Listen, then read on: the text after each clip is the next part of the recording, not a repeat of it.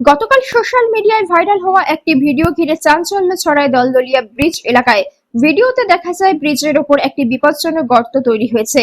আকারে ছোট হলেও রাতের অন্ধকারে তা পথচারী এবং যানবাহনের জন্য মারাত্মক ঝুঁকি সৃষ্টি করছিল।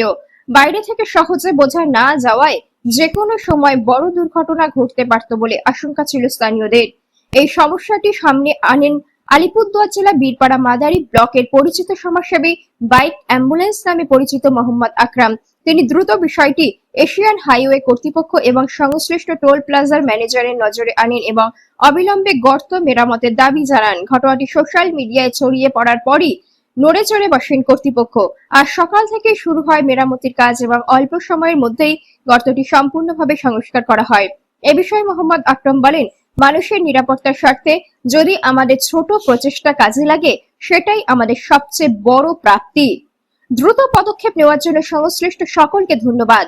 স্থানীয় বাসিন্দারাও প্রশাসনের এই তৎপরতায় সন্তোষ প্রকাশ করেছেন। তাদের মতে এ ধরনের সমস্যায় দ্রুত ব্যবস্থা নিলে বড় ধরনের দুর্ঘটনা এড়ানো সম্ভব। সাংবাদিকের দৃষ্টিতে এই ঘটনা আবারও প্রমাণ করল সচেতন নাগরিকের উদ্যোগ এবং প্রশাসনের দ্রুত পদক্ষেপ একসঙ্গে কাজ করলে জননিরাপত্তা নিশ্চিত করা সম্ভব। আমি আকরাম, আলিপুরদুয়ার জেলার বীরপাড়া মাদারিহাট ব্লকের। গতকাল একটি ভিডিও আমরা দিয়েছিলাম যে 48 নম্বর জাতীয় সড়ক দলদলিয়া এলাকায় যে রাস্তায় একেবারে যে রাস্তার যে ব্রিজের যে জয়েন্ট গুলো ছিল, যে জয়েন্ট একেবারে বেহাল অবস্থায় পরিণত হয়েছিল এবং গর্ত ছিল, সেই গর্ততে কিন্তু গর্তর কারণে কিন্তু অ্যাক্সিডেন্ট হচ্ছিল। তাই গতকালকে আমি দিয়েছিলাম ভিডিওটা দেওয়ার পর 24 ঘন্টার ভিতরে যে টোল প্লাজারের যে ম্যানেজার রয়েছে উনিও কিন্তু অ্যাকশন নিয়েছেন আর অতি শীঘ্রই যে কাজগুলো মেরামত করেছেন। আমি ধন্যবাদ জানাই টোল প্লাজার যে ম্যানেজার রয়েছে ওনাকেও ধন্যবাদ জানাচ্ছি এবং এশিয়ান হাইওয়ে কোম্পানির যারা কর্মরত যারা ছিলেন তাদেরকেও ধন্যবাদ জানাচ্ছি, কারণ এই তারা জানে না কোথায় কি গর্ত রয়েছে।